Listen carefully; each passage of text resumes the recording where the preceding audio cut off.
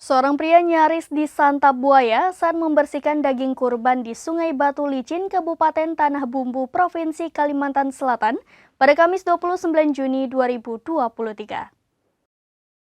Beruntung, pria itu berhasil menyelamatkan diri dari predator buas tersebut lantaran saat itu buaya lebih memilih menerkam babat sapi kurban yang dibersihkan oleh korban.